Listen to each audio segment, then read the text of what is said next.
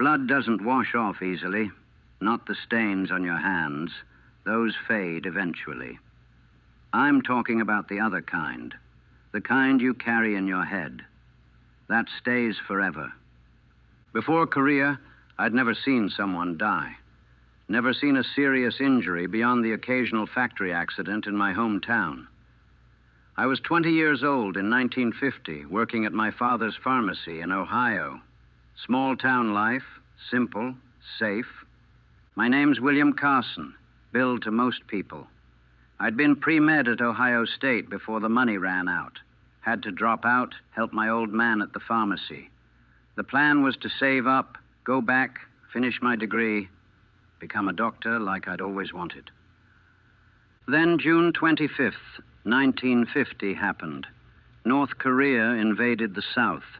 President Truman committed American forces. The draft started up again, barely 5 years after World War II ended, and we were going to war again. I got my notice in August. Could have tried for a deferment. Pharmacy was essential work. But I'd had medical training, and they needed medics desperately. Figured this was my chance to use what I'd learned, to help people, to make a difference. God, I was naive.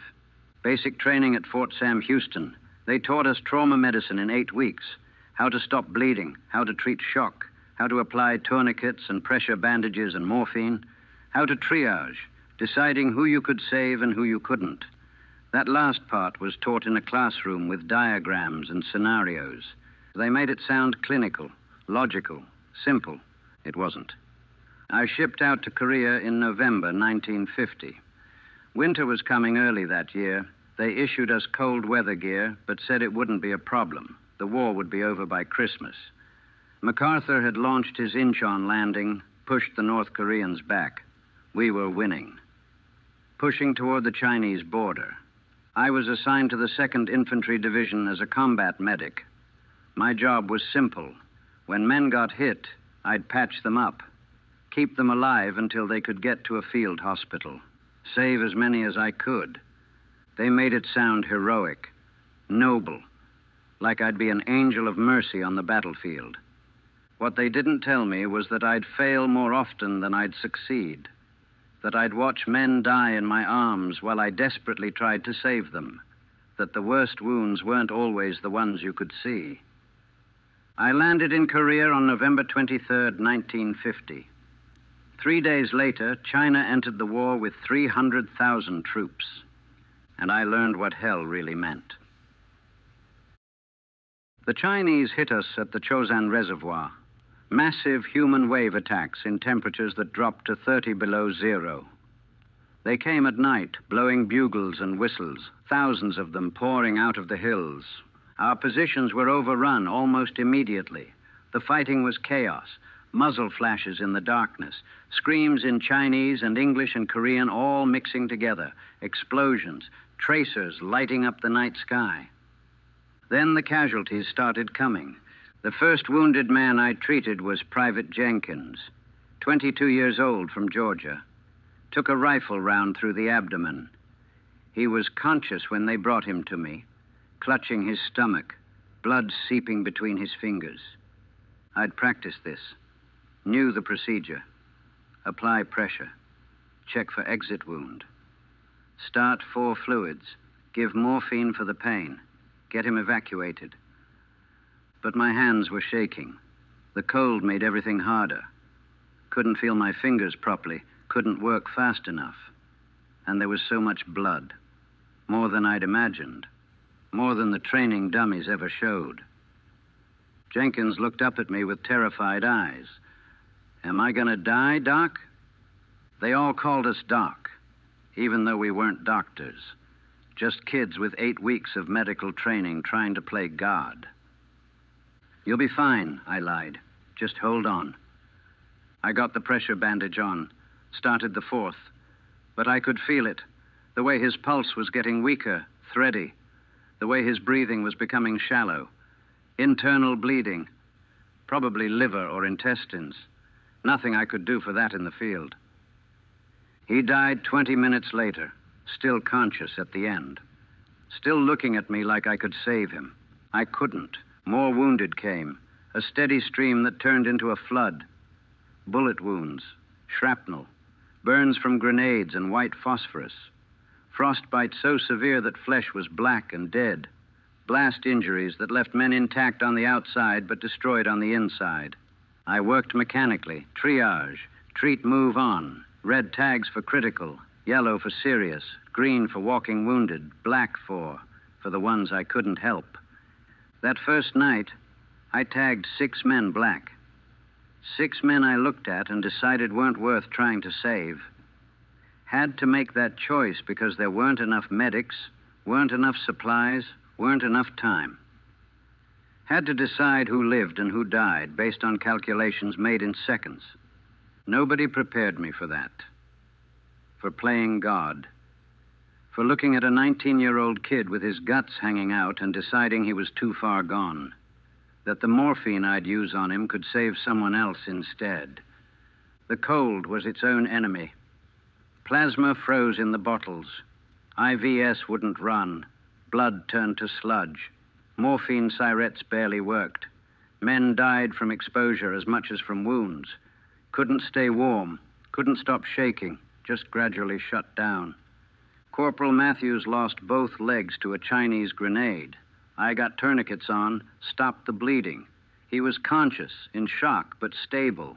Should have survived. But it was 30 below, and we couldn't get him evacuated for 6 hours. He froze to death waiting for a helicopter that couldn't fly in the weather. I tried to keep him warm, gave him my jacket, held him. But the cold took him anyway. By dawn, I'd treated 43 wounded men. 18 died.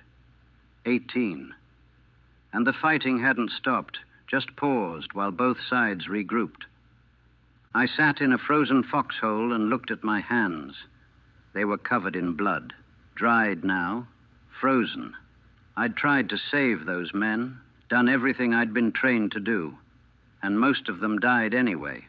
That's when I realized the truth. Realized what my job really was. I wasn't there to save lives. I was there to make death slightly less awful, to give morphine so they didn't hurt as much, to hold them so they didn't die alone, to lie to them and tell them they'd be okay when I knew they wouldn't.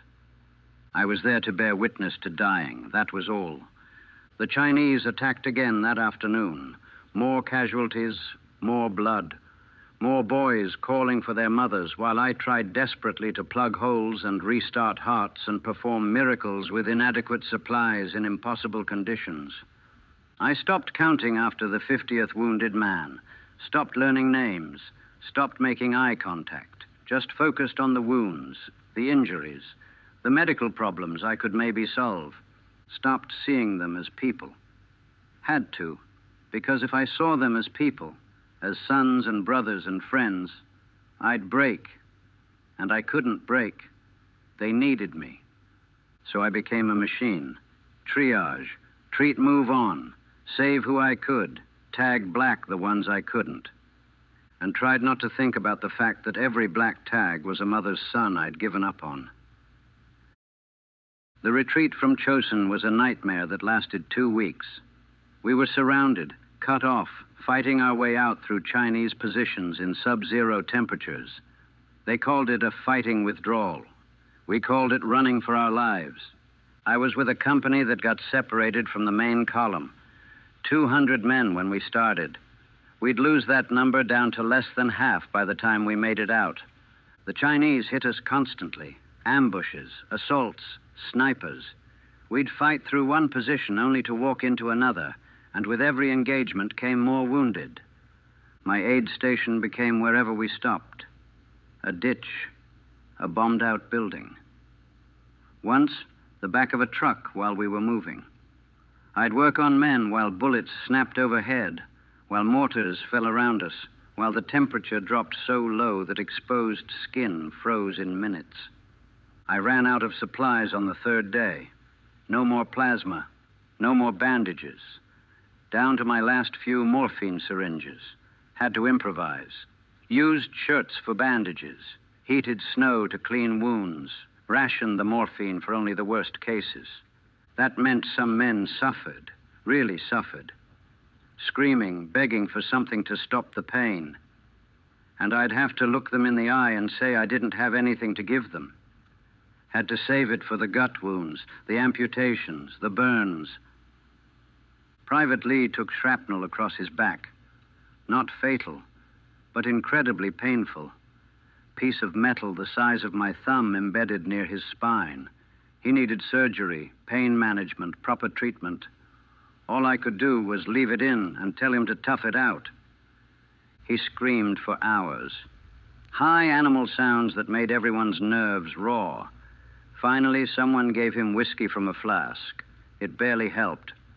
On day 5, I had to amputate a man's foot. Sergeant Palmer stepped on a mine. The foot was hanging by tendons and frozen tissue. Should have been done by a surgeon in a proper hospital. Instead, it was me with a scalpel and a saw from an engineer's kit working by flashlight in a frozen shed. I'd never done an amputation, never even seen one except in textbooks. But the foot was already dead, gangrenous, frozen, killing him with infection. If I didn't take it, he'd die. No anesthesia left, just morphine. Not enough.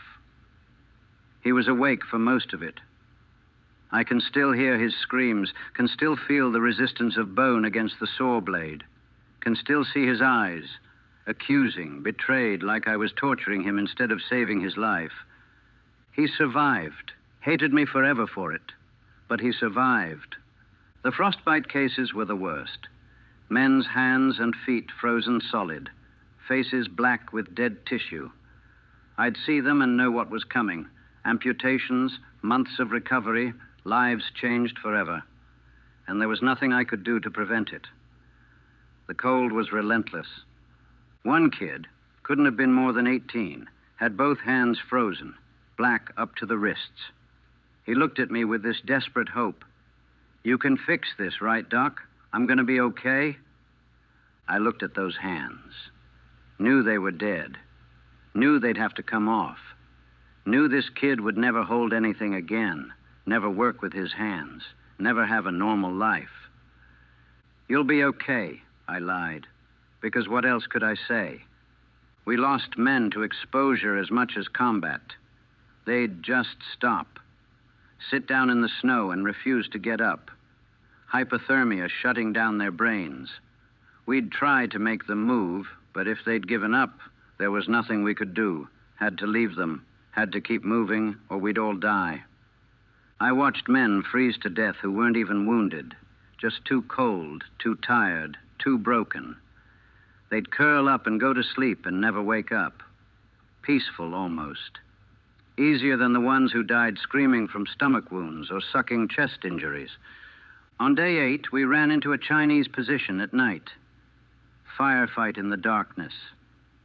When it was over, we had 15 wounded. I had no supplies left. Nothing. No bandages, no morphine, no plasma. Just my hands and whatever I could scavenge. I used parachute cord for sutures, ripped up uniforms for bandages, packed wounds with snow to stop bleeding. Medieval medicine in the 20th century. 3 of those 15 died because I couldn't stop their bleeding with improvised bandages. Bled out while I desperately tried to apply pressure with my bare hands. Felt their lives drain away between my fingers while they looked at me with eyes that asked why I wasn't saving them. I started talking to the wounded as I worked. Didn't matter what I said, just kept up a steady stream of words, telling them about home, about their families, about what they'd do after the war. Anything to keep them conscious, keep them fighting. Sometimes it worked. Sometimes they'd hold on just a little longer, make it to the next evacuation point. Sometimes they'd die mid-sentence, mid-thought, while I was telling them about the future they'd never see. By day 10, I'd stopped feeling things, stopped reacting emotionally to death or suffering, just worked, mechanically, efficiently, saving who I could, tagging black the ones I couldn't. I'd become exactly what the Army needed, a machine that processed casualties, no longer human, no longer capable of grief or horror or empathy. just a medic doing his job, counting black tags, washing blood off my hands, moving on to the next wounded man. We made it out on day 14, reached friendly lines, got evacuated to a proper hospital.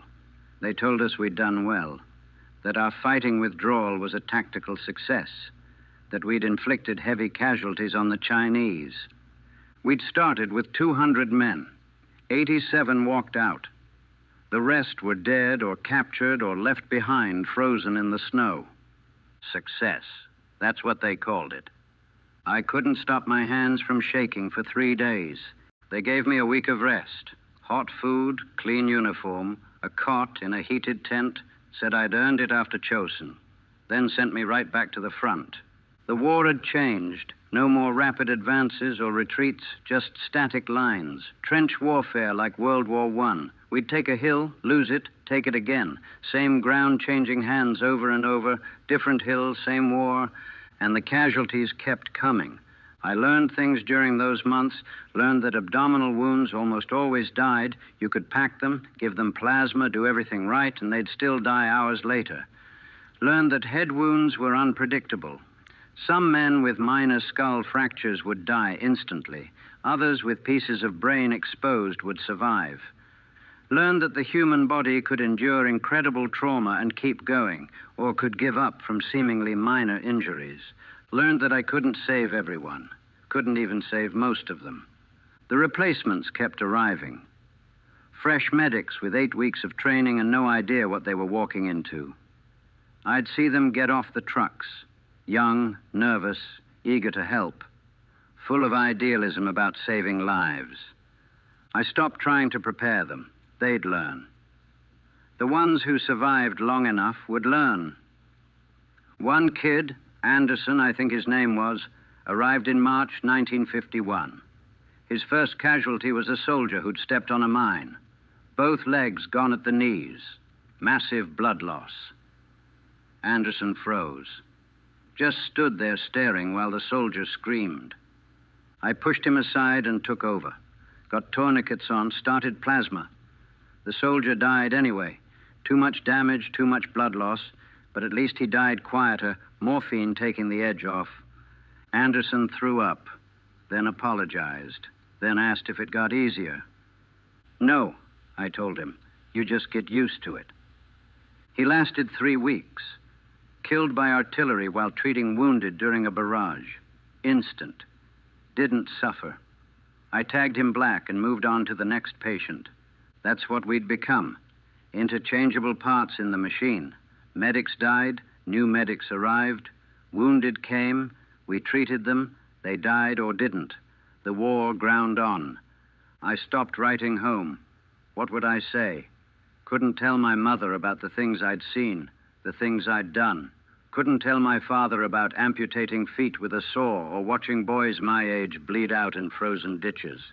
So I just stopped writing. They sent me letters, asking how I was, telling me about the pharmacy, about the neighbors, about normal life. It all seemed so distant, so impossible, like they were writing to someone else. The spring thaw brought new horrors. Bodies we'd buried in the snow over winter emerged, Chinese and American both. Months of decomposition happening all at once. The smell was beyond description. We had to wear masks soaked in anything that might cover the stench. And the wounds changed. Winter was frostbite and exposure. Spring was infections, gangrene. Wounds that should have healed turned septic in the mud. Men died from minor injuries that got infected because we couldn't keep anything clean. I treated a soldier who'd been shot in the thigh. Clean wound. Through and through. Should have been fine. But it got infected. Gangrene set in. The leg turned black. We evacuated him to a field hospital. They amputated. He died from complications 2 weeks later. All from a simple bullet wound that should have been survivable. The numbers became abstract. I'd treated over 500 wounded by the summer of 1951. How many survived? How many died? I didn't know. Didn't keep count after Chosin. Couldn't bear to. But I knew I failed more than I succeeded. knew that for every man I saved, 2 or 3 died. The math was simple and brutal, and there was nothing I could do to change it. Other medics cracked, couldn't handle it anymore. Some requested transfers. Some just stopped functioning, froze up under fire, couldn't make decisions, had to be evacuated for combat fatigue. Some died, took risks they shouldn't have taken, like they were looking for a way out. I kept going, not because I was brave or dedicated, just because I didn't know what else to do. This was my job, my duty, and I was still capable of doing it, so I did. The faces blurred together. Jenkins, Palmer Anderson, Matthews, hundreds of others whose names I never learned or forgot immediately. All of them looking at me with the same desperate hope. All of them thinking I could save them. Most times I couldn't. By the time the armistice talk started in July 1951, I'd stopped believing the war would ever end. Stopped thinking about after. There was only now. Only the next wounded man. Only the next decision about who lived and who died. They rotated me out in September 1951. Said I'd done my tour. Time to go home. Someone else's turn to count the dead. I should have been relieved. Should have been happy. Instead, I just felt numb. Empty. Like I'd left some essential part of myself back in the frozen hills around Chosin, or in the muddy trenches, or in the aid stations where boys died calling for their mothers. I packed my gear, said goodbye to no one, didn't know anyone anymore. All the faces from when I started were gone, dead or rotated out or transferred. I was going home, but the war wasn't done with me yet, wouldn't ever be done with me. I broke on the plane ride home, not dramatically, not obviously. Just quietly came apart where nobody could see. We were flying over the Pacific, 100 other soldiers on the plane, all heading back to the States. Most were sleeping or talking or playing cards, happy to be alive, happy to be going home. I sat by the window and looked down at the ocean and couldn't stop thinking about all the men who'd never make this flight, who were buried in Korean soil or listed as missing or had died in my arms while I tried desperately to save them. A soldier across the aisle asked if I was okay. I nodded. Couldn't speak. Because if I started talking, I'd start screaming. And if I started screaming, I'd never stop. We landed in California. They processed us, gave us our discharge papers, told us we were heroes, gave us a handshake and a train ticket, and sent us back to our lives like nothing had happened. I made it back to Ohio in October 1951. My parents met me at the station. My mother cried. My father shook my hand. They looked older, smaller somehow, or maybe I'd just gotten bigger, harder. They asked about Korea, about what I'd done, if I'd saved a lot of lives. Some, I said, they wanted details, war stories. But I couldn't find words to explain what it had been like. How do you tell your mother about holding a boy's intestines in while he screamed? How do you tell your father about deciding which wounded men were worth saving and which weren't? So I told them I was tired, that I'd talk about it later. Later never came. I went back to work at the pharmacy. Same job, same counter, same prescription bottles, everything exactly as I'd left it, except I wasn't the same. I'd changed, and I couldn't change back. A customer came in one day, cut his hand on something, needed it bandaged, simple first aid. I started to help him and saw Jenkins, saw his stomach wound, saw the blood, saw his terrified eyes asking if he was going to die. I dropped the bandage, stood there frozen. The customer kept talking, but I couldn't hear him. Could only hear Jenkins screaming. Could only hear the morphine syringe clicking empty. Could only hear that final rattling breath. My father took over, bandaged the man's hand. I went to the bathroom and threw up. The nightmares came every night. Not every night. Every time I closed my eyes. I'd be back in Korea, back at Chosin.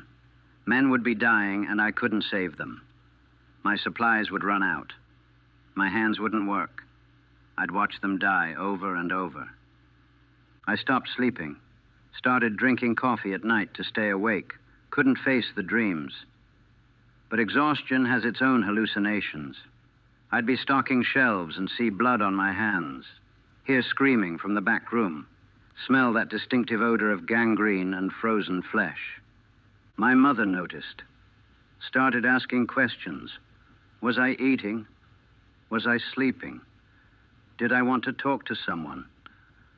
I'm fine, I lied. Same lie I'd told wounded men in Korea. You'll be fine. Everything's going to be okay. Lies that helped no one.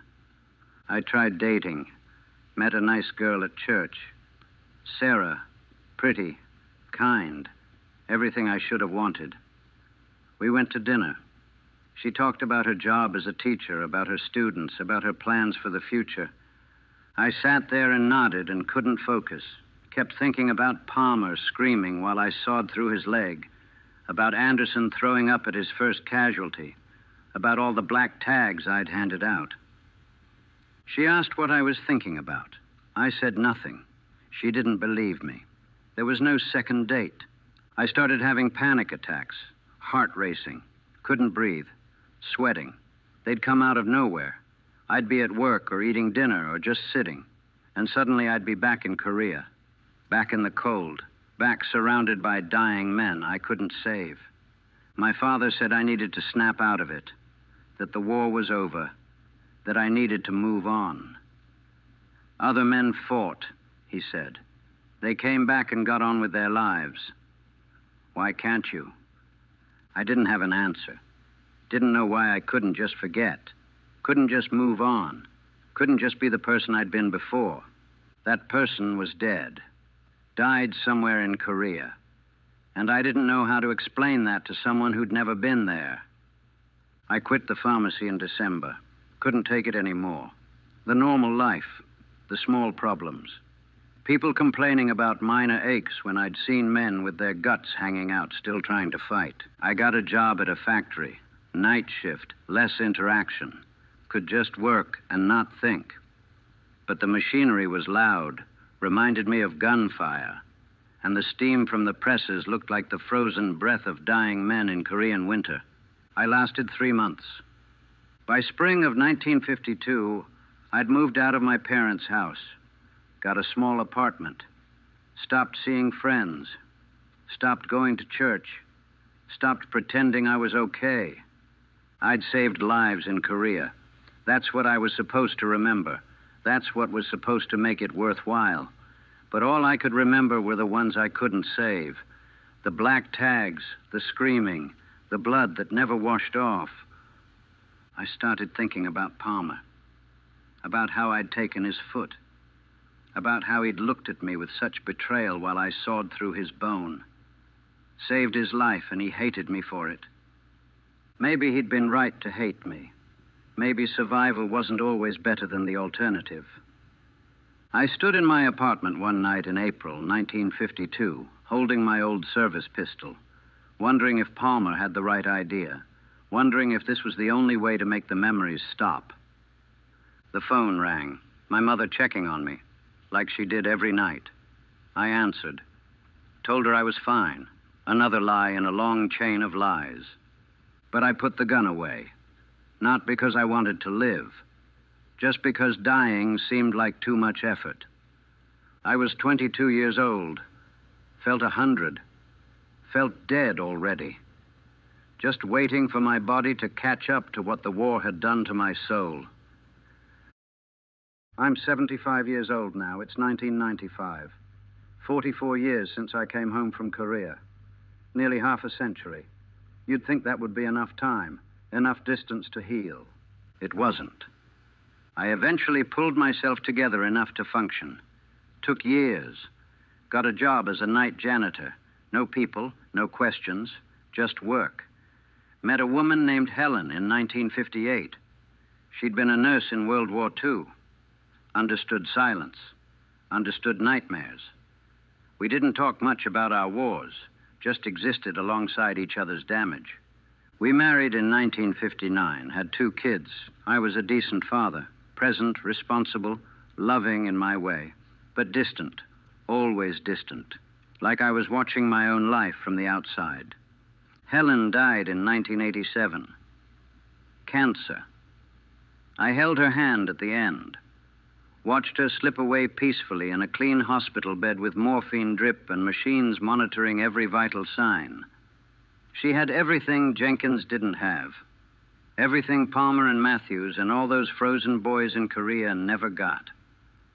I couldn't help thinking how unfair it was, that she got a good death, pain managed, dignity preserved, surrounded by family, while those boys died screaming in the mud and cold with me fumbling through inadequate treatment. The nightmares never stopped. 60 years old and still waking up screaming, still seeing their faces, still hearing them call me doc like I was someone who could save them. I went to a VA therapist once in the 70s. They called it PTSD now, post-traumatic stress disorder. Had a name for what was wrong with me. That was supposed to help somehow. The therapist asked me to talk about Korea, about what I'd seen, what I'd done. I told her about Jenkins, about his stomach wound, about how I'd lied and told him he'd be fine while I watched him die. She asked how that made me feel. I laughed, actually laughed. How did it make me feel? Like a fraud, like a failure. Like every black tag I'd given out was a personal moral failing. Like I'd killed those men myself by not being good enough, fast enough, skilled enough to save them. She said that wasn't true. That I'd done my best in impossible circumstances. That I'd saved lives. That I was a hero. I never went back. She didn't understand. Nobody who wasn't there could understand. The Korean War is called the Forgotten War. Most people don't know much about it, squeezed between World War II and Vietnam. Not as big as one, not as controversial as the other. Just forgotten. That's fine by me. I'd like to forget it too, but I can't. Every time I close my eyes, I'm back there, back in the cold, back surrounded by wounded men I can't save, back making decisions about who lives and who dies, back failing. Always failing. People ask sometimes, family, the occasional reporter doing a story on Korean War veterans. They ask what it was like, if I saved many lives, what I remember most. I tell them sanitized versions. Talk about the cold, about working under difficult conditions, about the satisfaction of helping wounded soldiers. Give them what they want, a hero story. A tale of American medical skill saving lives. I don't tell them the truth.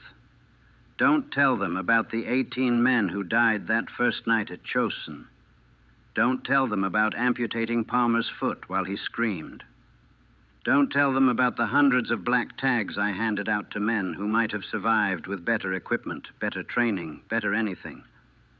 Don't tell them that I think about those black tags every day, every single day for 44 years, wondering if I made the right call, wondering if that boy with the gut wound could have survived, if that one with the chest injury might have made it, if I'd just been a little faster, a little better, a little less overwhelmed. My children don't know the details, don't know that their father was a killer as much as a savior. That every life I saved was bought with lives I gave up on. That I carry more ghosts than memories. They think I'm a hero. They're proud of me. Their kids, my grandchildren, wrote school reports about Grandpa the war hero, the medic who saved lives in Korea. Let them believe it. Better that than the truth. The truth is that I failed more men than I saved. The truth is that I became a machine that processed casualties without feeling. The truth is that I made life and death decisions in seconds, and those decisions haunt me every moment of every day. The truth is that blood doesn't wash off. Not really. Not ever. I'm dying now. Got the same cancer that took Helen. Doctor says I have months, maybe a year. I should be scared, should be fighting it, should want more time. But mostly, I'm just tired. So tired of carrying this, tired of the nightmares, tired of seeing their faces, tired of hearing them call me Doc. Maybe when I die, I'll see them again. Jenkins and Palmer and Matthews and Anderson and all the others. Maybe they'll understand that I did my best, that I failed them, but I tried, that I've carried them with me for half a century. Or maybe there's nothing. No reunion, no forgiveness. Just an end to the memories and the guilt and the endless replaying of decisions made in frozen Korean hills 44 years ago. Either way, I'll finally be able to rest. People talk about the Korean War vets now, call us forgotten heroes, say we deserve recognition for our service. They're building memorials, holding ceremonies, trying to make sure we're remembered, but I don't want to be remembered. Don't want monuments or ceremonies or recognition. I want to forget. Want to be free of the memories. Want the blood to finally wash off my hands. I saved lives in Korea. That's what they'll write in my obituary. Decorated combat medic. Saved countless wounded soldiers. Served his country with honor. All true, all lies. The real truth is simpler and harder. I tried to save them. Couldn't save most of them. Carry them still. Will carry them to my grave and beyond. Blood doesn't wash off easily. Not the stains on your hands. Those fade eventually. I'm talking about the other kind, the kind you carry in your head. That stays forever. It's been 44 years. 44 years, and I can still feel Jenkins' blood on my hands. Can still hear Palmer screaming. Can still see all those boys' faces looking at me with hope I couldn't fulfill. I'm 75 years old, and I'm still 21, still in Korea, still watching them die, still trying and failing to save them. The war ended in 1953. The armistice was signed. The shooting stopped. But for me, for all of us who were there, it never ended. The war just moved. From Korean hills to inside our heads. From battlefields to bedrooms where we wake up screaming. We came home, but we never really left, and we never will.